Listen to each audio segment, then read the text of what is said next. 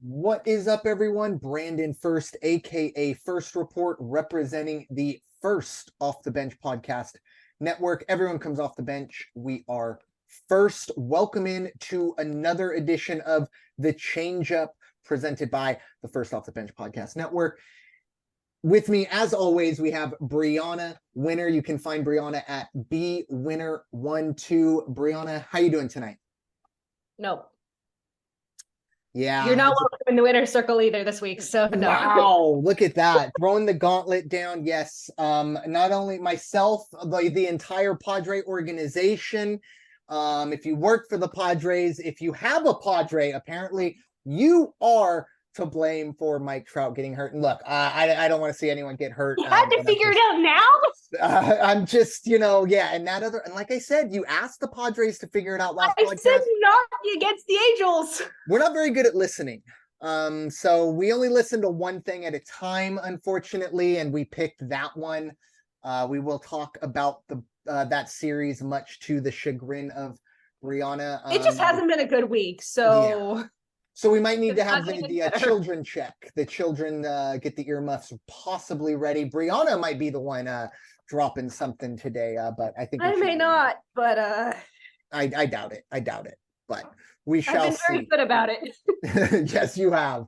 But before we get into all of that, of course, we do have the home run derby we're going to be talking about as well. And then, of course, at the end of the show, we'll have our 3 ups and 3 downs. But we are at the kind of unofficial halfway point, or at least we will be. We are recording on Friday, the 7th of July. By Sunday, the first half of baseball will be finished up. It's not an exact 81 games for a lot of teams, but we're going to be pretty close to essentially the halfway point. So it's a good opportunity to look at the standings where they are right now. We're going to start in the National League, and we'll start out east. It's not really a race at this point. The Atlanta Braves have not only taken over the division, but really inserted themselves. They are actually the best team in all of baseball. They've overtaken the Tampa Bay Rays. They are 9-1 in their last 10. They are 58-28. They are 8.5 games ahead of the Miami Marlins. Very surprising Marlins. They're having a very good year as well. 51-38. Unfortunately, 8.5 games back. Definitely a wild card contender. Going to be a lot to run that division down. The Philadelphia Phillies have figured things out. They are 47-39. They are still 11 games back in that division. The New York Mets struggling, unfortunately, at the moment for those Mets fans. They are 41-46, 17.5 games back. However, they have won 5 in a row, so a little bit of brightness coming out of that dark pit. Speaking of dark pits, you don't want them to continue that, though. No. Hopefully not. But speaking of dark pits, we have the Washington Nationals. They are 34-53, a cool 24.5 games out of the division. They've also lost 4 in a row. Bryana, what are your thoughts? National League East. I feel like we're just fighting for second place at this point. Pretty much, yeah. I mean, at least Washington's not the worst team in the league. Yeah. 2, I thought you were going to say dark pit in the Central. We'll get to that's a whole. Well, not this one. They got 2 teams above 500. There's another dark pit Central wise that will get called out. But anyways, look, both Centrals are the worst divisions though, so they're both dark pits. Definitely. Let's be honest. Yeah, it's a perfect segue. Obviously, the National League Central. We didn't expect it to be a very good division. Probably going to be competitive, and I think it still will be. But at the moment, the very surprising Cincinnati Reds, possibly the hottest team in all of June. They are 49-39. They are 2 games up on the Milwaukee Brewers, who are 47-41. And then it drops off quite a bit. We have the Chicago Cubs at 40-46, 8 games back. Pittsburgh, who was leading the division for actually probably a majority of the season, they are all the way back in 4th place, 40-47, 8.5 games back. And of course, probably the most surprising team in all of baseball for all the wrong reasons, the St. Louis Cardinals, 36-51. They are 12.5 games back. The Cardinals having probably one of their worst years ever, and it's their first year without Yadier Molina in quite some time, Coincidence? Who knows? Bryana, what are your thoughts? National League Central. It's a dark pit. And in all honesty, the Cardinals should not be this bad. Yeah, it's very surprising. Obviously, we've seen teams that we didn't expect to see struggle have struggled. At the very least, they've kind of at least shown some glimpses. I don't think we've seen anything from St. Louis that would make me believe this team can figure it out. However, Bryana, you kind of hit the nail on the head. This division, even though, look, Cincinnati 10 games over 500, nothing to sniff at. This isn't the greatest division in baseball. I don't think St. Louis is going to do it, but they still have time. 12 and a half games with, another 80 to go isn't isn't impossible. Improbable is probably the right word, but who knows? I think maybe Cincinnati could continue rolling. But I think it's a 2-team race going forward in the Central there. But we'll move out west, where I don't think we want to talk about either of the West divisions. It's not moving in a great direction for this podcast, if we're being honest. But the National League West, you have the Arizona Cardinals, the Arizona Diamondbacks. Oh boy, football mood already. Arizona Diamondbacks at 50-38. They are only a half game above those pesky Los Angeles Dodgers. They are 49-38. They're playing good ball. Unfortunately, we're going to have to talk about them later as well. In third place, you have the San Francisco Giants, who are 47-40, 2.5 games back of the Arizona Diamondbacks. And then, unfortunately for me, the San Diego Padres sitting in fourth place at I wish it was 46-41. It is 41-46. Padres are 8.5 games back. And then, of course, we have the Colorado Rockies, who are the worst team in the National League. They are 33-55, 17 games behind the Diamondbacks. Bryana, what are your thoughts? Obviously, we're pretty much pulling for everyone not in Dodger blue. Well, the good thing is the Diamondbacks should, and I repeat, in all caps, should hold on at least to the end of the All-Star break, because they do have the Pirates these next few days.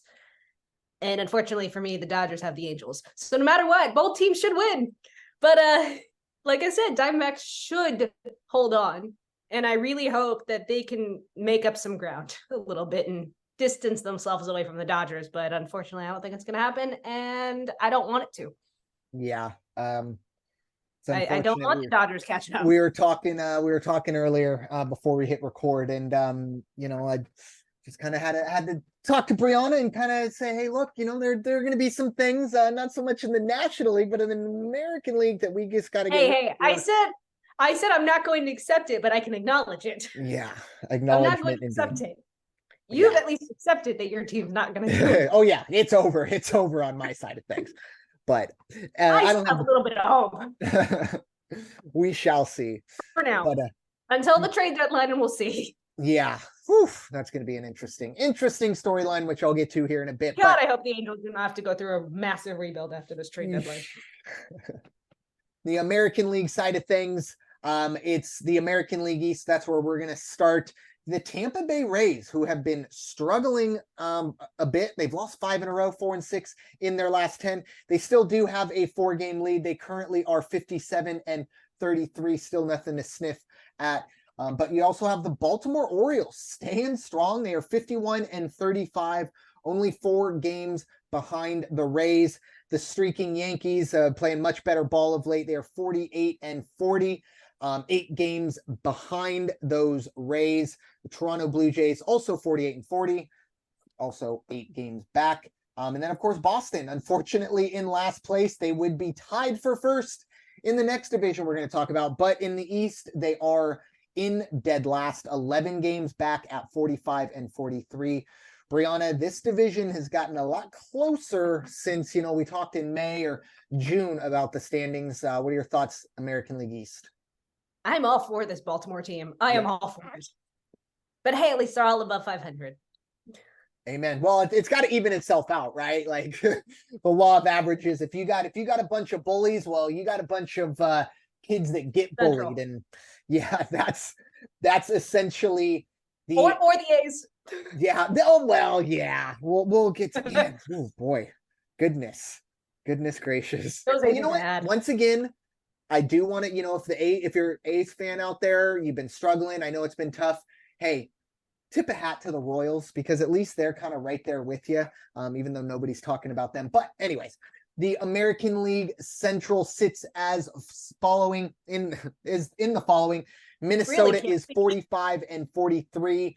Any other division in baseball, they'd be plenty of games out. But in the Central, they have a 1.5 game lead over the Cleveland Guardians, who are 43 and 44. They have been playing much better ball. I will give them credit. Detroit is 38 and 48, 6 games behind the Twins. The Chicago White Sox continue to struggle. Can't blame Tony La Russa this year. They are 37 and 52, 8.5 games back. And the aforementioned Kansas City Royals are 25 and 63. I'm going to repeat that one more time. 25 and 63. That's a 284 win percentage. That's not even a very good batting average for an elite hitter, 284, let alone a win percentage. I don't think we talk enough about how bad Kansas City is because of the A's. But anyways, I wanted to kind of throw some shade their way. Bryana, this division is a dark hole. Yeah, No, I stopped myself. It's the worst. But what are your thoughts? That's why I said dark hole rather than other things I could have said. It could be a nicer term for it would be dumpster fire. Yeah, it's not great in the Central. Not a whole lot going on. Someone's going to get a playoff spot. Someone's going to get a home playoff series. But we're not going to see a wild card come out of this. I can guarantee you that. But going forward, unfortunately, no. I know, Bryana. No. The American League West, we have the Texas Rangers, 51 and 37. They have a 2-game lead over the Houston Astros. The Astros, unfortunately, are 49 and 39. And unfortunately, we're going to talk about them more later. Then, of course, we have the Los Angeles Angels of Anaheim. The positive, they're over 500, 45 and 44. 6.5 games back, not an insurmountable lead, but not great. The Seattle Mariners, unfortunately, also right on their tails. They are 43 and 43, even at 500. I don't think we need to talk about the next team. 7 games back. And of course, the Oakland A's. Our friends are punching bag at times. And you know what? I'm not going to punch them. I'm just going to say they're 25 and 64, but they are the worst team in all of baseball. 26.5 games back. Bryana, do you want to give your thoughts or should we just move on? I'm just going to say the Rangers are like the Diamondbacks. They should hold on. But to be fair, the Astros have the Mariners and the Rangers have the Nationals. Okay. I think that definitely, I think, works in Texas's favor. I think Houston will still probably win that series against Seattle, but I think the easier route to that series win will be through Texas getting the job done against Washington. But well, unlike Angels, both of them play Sunday. Yeah. So it's a 3-game series rather than the 2-game series that the Angels have. Interesting. So the Angels don't play on Sunday? No. Interesting. Don't ask me why I don't know. That's weird. Where's the All-Star game this year? It's in Seattle. Okay. Yeah. So, yeah, that's just weird. Don't ask me why I don't know. Yeah.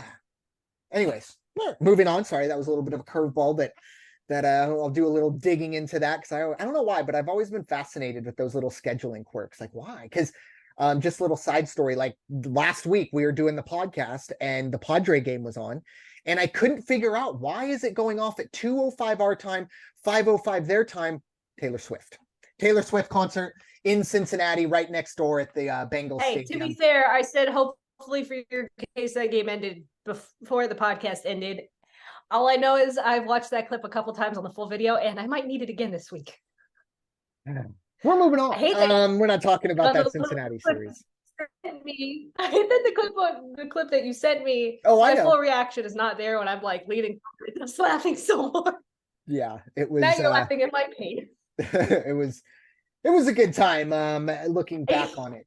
But Let's just a say little. I didn't know whose bullpen was going to be the worst between the two teams this Oh, week. we'll win out. It We'll could have been always win that battle.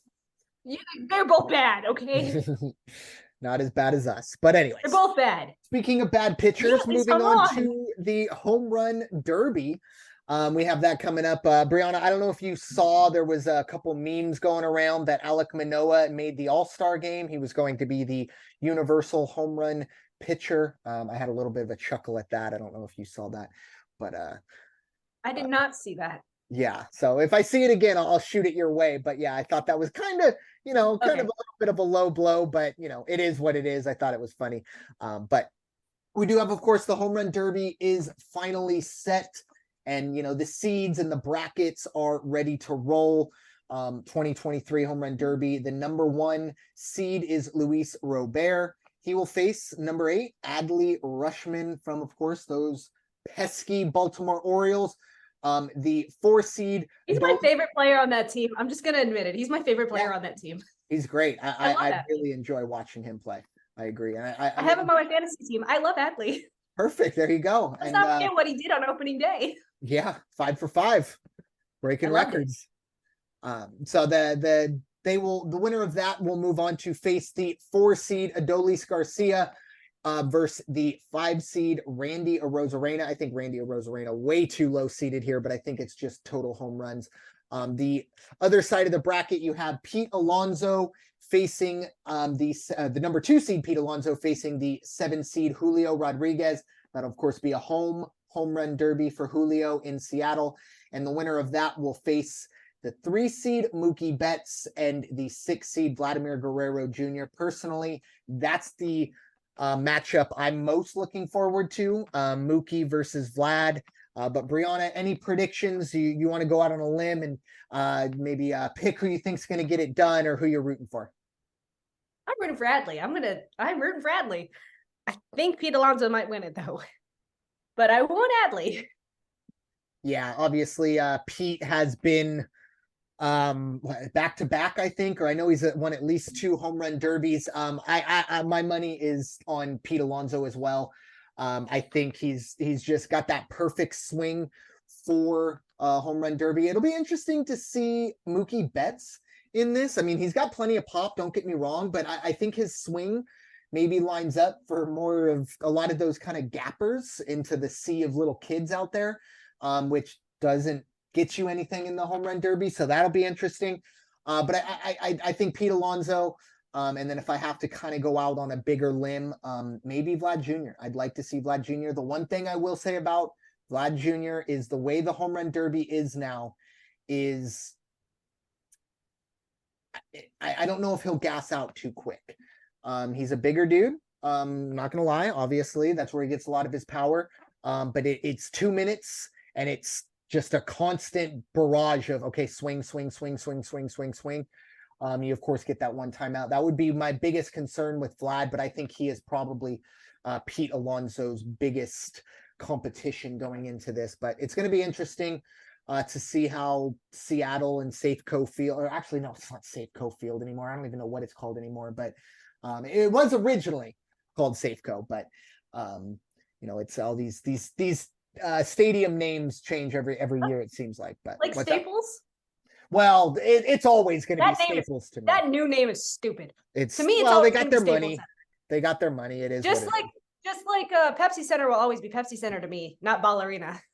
Oh, did they change it? So yeah, I would always know. Yeah, they changed it a couple of years ago, just like they changed Staples Center to Crypto.com. Yeah, we have an amphitheater out here in San Diego that I'm pretty sure has changed names no less than 10 times. But yeah, it's kind of crazy. But anyways, that'll be interesting to see how the home run derby plays in the Pacific Northwest. I do believe maybe the Kingdome probably had the All-Star game back in the day, but this will be the first one in Seattle with the new ballpark, whatever it is named. But with that being said, Bryana is going to give us begrudgingly a little bit of a winner circle. Then we're going to actually kind of have Padre Angel discussion, which will lead right into my Padre report. But Bryana, No. you got this. You got this. My first note is literally just no. I'm surprised you didn't do that last week. No, I have too much to get off my chest. I know I you want did. to I don't scream have about it. I think you want to internalize it. The bullpen just sucks. Look, we lost the series to Diamondbacks. At least we got the last game. But then we got swept by you. And then now we have the Dodgers. It's not a good week. And it's not going to get any better when we come out of this break. So there's not really much to say. But look, after the break, we've not only got the Astros, but then we've got the Yankees before we finally get a reprieve with Pittsburgh and Detroit. I'm not looking forward to the start of the second half. Ohtani's not going to be pitching in the All-Star game now due to a blister on his hand, which is why his start was so bad against the Padres. And thanks a lot, you hurt Trout. He's out 4 to 6 weeks and had to get surgery on his hand. We didn't do shit. It was your series. I can blame you all I want. We didn't do anything. All we did was show up, win, and leave. That's all we did. I can blame you. It's your series. That's fair. As long as you don't blame me for the Ohtani. But you would do the same. I'm not blaming you for the Ohtani. You can't control a blister on the hand. Exactly. Can't control Mike Trout getting hurt. Unfortunately, the guy is he struggles to stay healthy. Yes, we have to be honest with ourselves. We have to be. If it wasn't going to happen, then it was going to happen in LA. It was going to happen. He broke his hand on a swing, and the ball didn't even touch him, so I don't even know what happened. It is your series. I can blame you. At least Ohtani's not going to be out 4 to 6 weeks. Sounds like you need to blame the bat. But anyways, you would do the same to me. We are going to stay talking about that series. Obviously, the Padres did take all three. But yeah, it is unfortunate, all joking aside, for Mike Trout to get hurt at all, let alone in the series against the Padres, not only because my co-host is going to blame me from now until the end of time, but also because we want to see the best player, or at least one of the best players in baseball around, especially when they're playing the Padres. We don't see the Angels too often. So it was kind of unfortunate there. We didn't get that Snell-Ohtani matchup. They had moved Ohtani back a day, and I'm very, very glad I didn't shell out for tickets like I almost was going to. But Snell continued to do what he did. Padres took game 1. And then, that blister mixed with the fact that the Padres just saw the ball really well on July 4th and got the win in game 2, and then a nice little come from behind win in game 3 as well. For the Padres, look, we needed it. I know Bryana didn't want it to happen at this time, but it did. I'm still very happy about it. I do feel for Bryana. I said not against the Angels, I know, but once again, we don't listen. We only listen to half of the story, and that's what we did. And we took what we needed to get done. But for the Padres, obviously, still a lot of work to do. Bryana, what were your thoughts, on the series? Obviously, the injury is the big thing. You should have listened, because now we don't have the momentum going into this 2-game Dodger series at Dodger Stadium, which makes it worse. That's kind of, as an old coworker of mine would say, that's kind of a you problem. Anyways, so yeah, that was a low blow. I apologize. I don't know. I couldn't pass it up. I try to stay civil on this show, but I have not done that to you. Every once in a while, I punch. I have not done that to you. I know. Well, maybe you should. Now you've been given the green light. The light is given if you need it. I did not give you a low blow when it came to Kerr. Don't even. What can I say? Sometimes you got to attack before you're attacked, whether you're going to be attacked. Kerr lost you that game, and we all know it. It wasn't great. It wasn't great. But moving on to the Padres side of things, obviously, besides the Angels situation, the Padres, last time we pretty much hit stop on the podcast. The Padres were up 2 runs, and Ray Kerr was coming in. And if you want to go back and see the reaction to me being told live that Ray Kerr is coming in to close the game out, it is prophetic. Let's just say it was great. I was laughing so hard. He got two outs. Sorry. To this day, I'm still laughing. Oh yeah. Hey, there you go. So, see. That's the only thing that kept me going I give all it, I week. take. What can I say? But That's the only no, thing it was that kept me going unfortunate. all week. Yeah, I got the final laugh, if you will. I But got the final laugh for you that game. yes. Unfortunately, though, the Reds did as well get the final laugh in that one as well. They took game one of that series. And then unfortunately for the Padres, heading into Sunday, they end up tying the game in the 8th inning. Game's tied at 2, and unfortunately, Padres bullpen blows it again.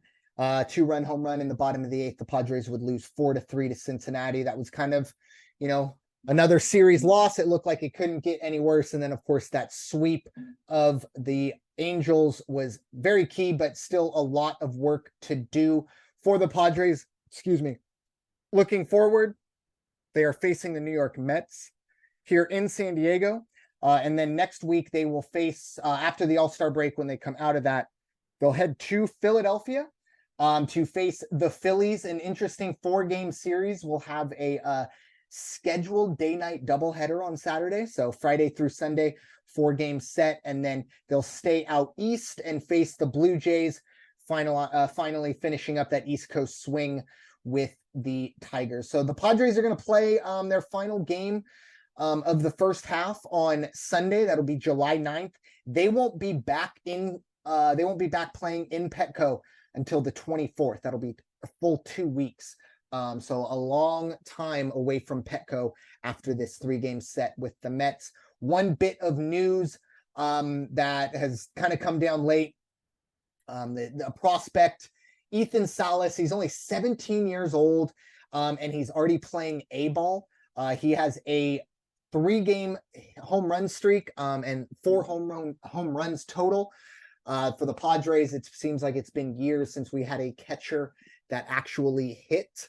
And no, I'm not talking about you, Gary Sanchez. So unfortunately, we'll have to wait probably a few years, but Ethan Salas looks like he could possibly be, an 18, 19, maybe 20-year-old major leaguer here in the coming years for the Padres, especially the way the catching situation is for the Friars. But that is all I have for the Padres side of things. It is time to dive into the 3 ups and 3 downs. And it doesn't get any easier for us here on the podcast. No, we're going to hate this very much. Yeah, the ups are going to be rough. But, Bryana, what you got? I'm starting with the demon that is in the American League. So, the National League one isn't going to be till the very end, unfortunately. I figured I'd tie that in with your last down instead. Yeah. It is the unfortunate cheaters, Houston Astros. They won their series against the Rangers, unfortunately for all of us. They're only 2 games back now. They beat the Rockies in both games, and now they have Seattle before they have the Angels, Colorado again, and then the A's after the break. Jeez. I hate their schedule. Yeah. I hate it so much. Yeah. Obviously, for me, I hate the Astros. Chas McCormick, I don't know if you saw the highlight last night, continuing to keep the cheater route going. He's running down first base. First baseman catches it right by his head. And Chas McCormick slaps his hand, tries to slap the ball out of his glove. I mean, what are you thinking, home? What are you doing? There's 700 cameras. There's instant replay. It's just, anyways, a little bit of a soapbox moment there for the Houston. Do we cheaters. expect anything less from them? I mean, look, to steal signs, that's one thing, but to hit somebody, that's different. You know what I mean? I don't respect either of them, but I think that's worse. I just don't respect the Astros. Sorry? I said I just don't respect the Astros. No, yeah, definitely. But this is a different type of disrespect. Yeah, I know. And it's more of a personal one. Chas McCormick, I don't know if he's come out and apologized, but that's just incredibly Bush League. But it is the Houston Astros once again. So it's unfortunately the only positive there. Dusty did get a ring. That's the only positive going forward. But for my first down of the week, everyone said I wouldn't do it. Everyone said that I would never, ever retire the St. Louis Cardinals. Well, folks, the day has come. It is there's another July. team you got to retire too, but you're going to refuse for a little while. Whoa, careful. I'm not talking about the Padres. Oh, okay, fair enough. Fair enough. I'm talking about a team in the American League. Oh, I don't know. But anyways. Central. Sorry? Central. Oh, because I'm pretty sure we haven't retired them yet. White Sox? Yes. Yeah. They're coming. I probably thought that they were already retired. I should have known. Actually, maybe I'll figure something out late and throw the White Sox in as my last down. But with the first down, we do have the St. Louis Cardinals. It's July 7th. I finally pulled the plug. I've finally given the thumbs down. They are retired. As I spoke about earlier, probably the most surprising team in all of baseball for the wrong reasons. They are 15 games under 500.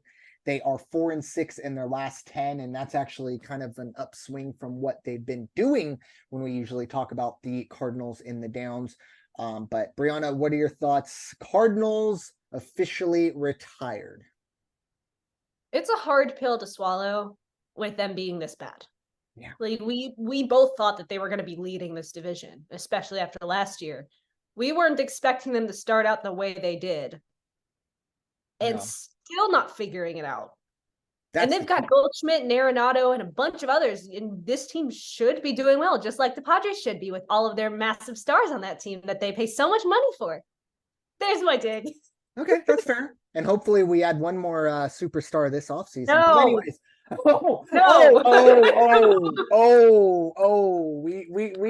We realized that maybe wasn't the best dig right there. But anyways. Hey, we just have to hope he doesn't go to the Dodgers. I don't care where he goes, just not to the Dodgers. Amen to that one. We will both be crying if that day comes. that would be a dark day for this podcast. But you took a dig at me. I deserved it. I deserved to give you one. Definitely, 100%. But yeah, the Cardinals, we won't be talking about them on the down list going forward. We may talk about them on the up list. I wouldn't bet on it, but they are only retired from the down list. So, Bryana, our second up, we get a little bit of a somewhat positive or not total hatred.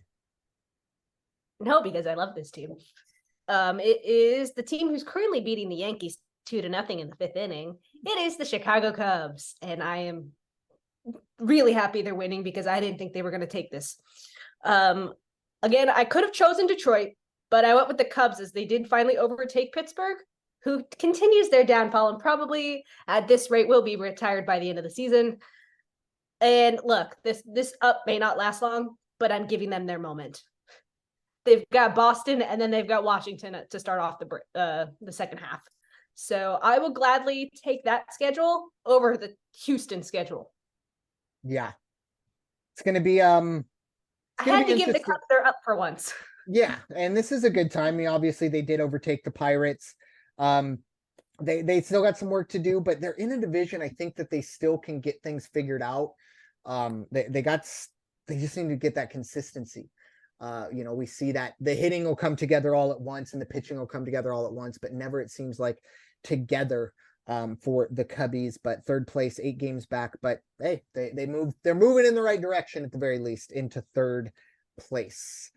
Second down of the week, we have the San Francisco Giants. Didn't move in the standings, but they're 3-7 in their last 10. And obviously, unfortunately, now that I think about it, they did move in the standings. The Dodgers, I've tried to repress that, but the Dodgers did overtake them. Oh, we'll get to them. Yeah, unfortunately, we will. But the Giants are 2.5 games behind Arizona. Once again, 3-7 in their last 10. Obviously, trending in the wrong direction, but where this team was sitting, mid-May, I think they'll still feel pretty good about 47-40. Bryana, what are your thoughts on the Giants? I really wish they could have just held on a little longer and at least let Arizona, who we'll get to, build up enough of another lead. Because I don't know what is going on with that Arizona team, but they're looking how we thought they were going to be at the start of the season. Oh, I had more hope for the Giants right now. Yeah, they're just holding on right now. They're Jack, and unfortunately the Dodgers are Rose, and I don't think she's gonna let him on that life raft or whatever that piece of debris was. It was a door and there was space enough for both of them. Well, no. Okay, so hold on. Quick little pivot.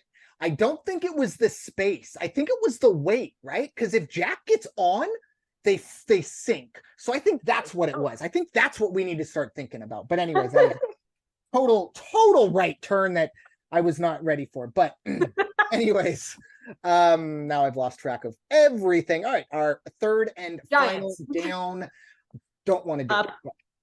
You mean up? Up. See, I wish they were down. Dad, my Freudian slips today have been so unbelievably disgusting. Look, I wish they were a down. We both wish they were a down. If we had a podcast a couple weeks ago, instead of waiting for an extra week, they would have been on the down. Just like the Astros would have been on the down when I had the chance. But we didn't do one that week. Yeah. Just know they could have been on the down. They almost were. Yeah. Look, it's the guys in blue that we both hate so much. They are half a game back of Arizona and 2 games up of San Francisco. They are the only team in the National League West who's actually done well in their last 10 games, and it's probably going to continue through this Angel series. This is the worst time for them to be on the up list when they have the Angels. Yeah. I hate it. I hate the Dodgers. I think that's pretty obvious to a lot of people now. My mother always used to say, if you don't have anything good to say, don't say anything at all. And I rarely took that advice. But I'm going to here. So third and final down of the week is the Arizona Diamondbacks. Unfortunately, 50-38. Yes, 4-6 in their last 10 with a 4-game losing streak. That's the reason they're on this list. And unfortunately got worse news. I don't know if it happened today or last night, but Corbin Carroll hurt his shoulder and he looks like he'll be headed to the IL. Oh, yeah, he swung. It looked very reminiscent of the Fernando Tatis injury that led him down the path of hydrochloride or whatever that was. But yeah, just swung a little too hard and looks like maybe a little bit of shoulder situation for a good young player. Hopefully he can get back on the field, but I don't think the Diamondbacks are going to want to rush him even with the division lead. But they are on this list. Bryana, I am calling an audible, but I'm going to let you talk about the Diamondbacks, but I am going to add a honorary down because I was misinformed from myself, but continue. It'll be the White Sox because we have to retire them. I did not realize that this third and final down. I'm going to somewhat apologize to the Diamondbacks. Finding a third down out of eligible teams. At least I thought eligible teams. Unfortunately, Arizona pulled the short straw. But knowing that the White Sox weren't retired, they should have been this. So, anyways, Arizona, your thoughts, and then we'll get into putting the coffin in the ground on the White Sox. It doesn't help that Merrill Kelly is also on the IL. Oh, that's right. I forgot about that. Yeah, Arizona's not going to hang on much longer. Like I said, they should hold on at least to the start to the start of the second half, but it's not going to last long until those two come back. Yeah, it's going to be a rough stretch without Corbin Carroll and Merrill Kelly, who are pretty much like the saviors of this team. Yeah.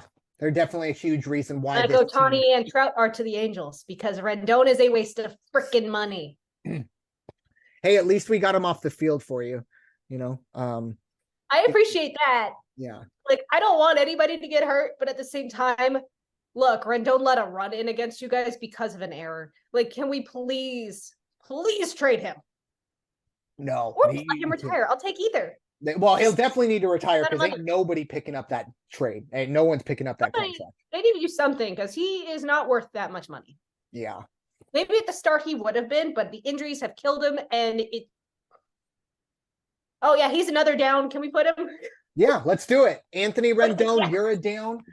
You're not retired yet, though, because I have a feeling in order to keep Bryana's mood up, we're going to need you as a punching bag. So you're not going to be retired. Whenever we need to bring Bryana's mood up, we're going to punch you. And you know what? Look, you're getting paid millions of dollars to not be very good at your job. I don't think you're worried about what the both of us think anyway. So, but Anthony Rendon down, Bryana, get rid of him. But I third, want to. and so finally, we are going to officially retire the White Sox once again. This should have happened, but I'm just not very smart sometimes. But the White And Sox you three just and refused seven to in let their them last be 10. retired because you had faith. Sorry. And you refused to let them retire because you had faith. Oh yeah. Well, it is what it is. Mhm. But the White Sox 8.5 games back. I'm retiring these guys. They're done. I no more Tony La Russa excuses. This team struggles to stay healthy, yes, but they have gotten healthy and still can't get the job done. Bryana, you have anything to add on the White Sox funeral? Should have been done a while ago, like the Cardinals. Well, to be fair, I thought this already happened. So I don't know. Just once again, I always say at the beginning of the year, I'm going to make a list. I And tried. I didn't make a list. The only one that I knew that we were kind of debating was the Cardinals. So, but anyways, I tried. final thoughts there, Bryana?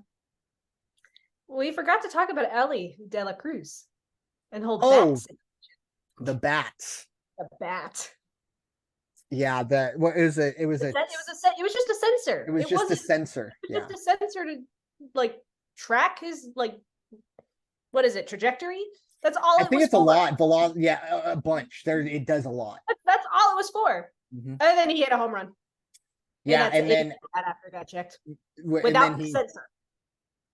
He did that and then pointed at it after he hit the home run and kind of looked at the Nationals dugout. And then of course Davey Martinez, look, he's an old school guy. A lot of old school baseball guys aren't huge fans of the whole quote unquote showboating, whatever that is. But it was deserved. Said, yeah, I'm not a fan of the way he acted, but he did say, but he is a good player. And as I always say, if you don't want him to celebrate a home run, don't give up the home run. But that, and don't give him any ammo that he could use against you, like making the umpires check the bat. Well, I mean, to be fair, at the very least, the umpires also didn't know what was going on. So I don't blame Davey Martinez for that, because there was obviously widespread confusion on what was going on. I'm gonna go to Little League for a second.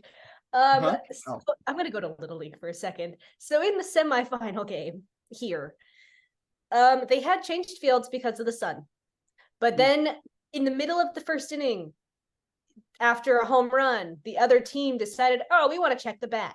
Keep in mind, all bats are checked before the game even starts. And this went on for 5 minutes. We were just like, let our kids, let them play. They are Little League. They are not in the major leagues. Let them play. People keep forgetting that. Hey, that road to Williamsport it's dirty. It's a dirty road to Williamsport, unfortunately. It's one of the more, I think, darker sides of the Little League World Series. But that team ended up losing anyway. Ah, look at that. Ugh. Karma is... Well, yeah, exactly. There you go. I took the words right out of my mouth. But yeah, so yeah, don't check the bats. It's gonna blow up in your face one way or another. Karma will get you one way. Oh, and it was a wood bat. Interesting. What? I believe it was a wood bat. It looked like a wood bat. Must be too many of those, but nice. So, wow. It means literally let them play with whatever bat they want. Oh yeah, 100%. But with that being said, Bryana, final thoughts. Ellie De La Cruz was my final thoughts, because I remembered it midway through.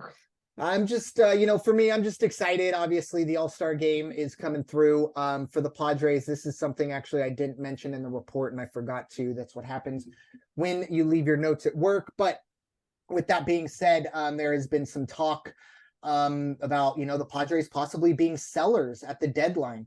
And unfortunately for them, a majority of their guys are not sellable.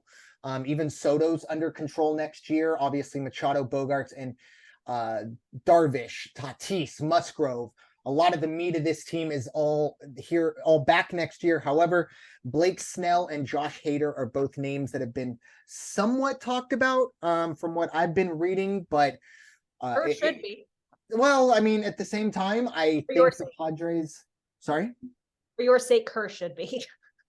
Oh, well, we're not getting any. We're not. He's already down in AAA. We're not even getting a bag of balls for that dude. Yeah, no. The big trade pieces, I think Josh Hader, Blake Snell. I don't know. I want the Padres to wait as long as possible. July 28th, that's when maybe we make our decision on whether or not we're going to be buyers or sellers. But the one thing I will say, if the Padres do become sellers, they do need to replenish this farm system, and those two guys may be the way to do it. But should have put that in the Padre report, but wanted to make sure I dropped it in there in my final thoughts. But with that being said, thank you all so much for listening to this episode of the Changeup presented by the First Off the Bench podcast network. Everyone comes off the bench. We are first. It's time for y'all to go wash your hands and stop hating, everybody. We'll talk to y'all very soon. Take care.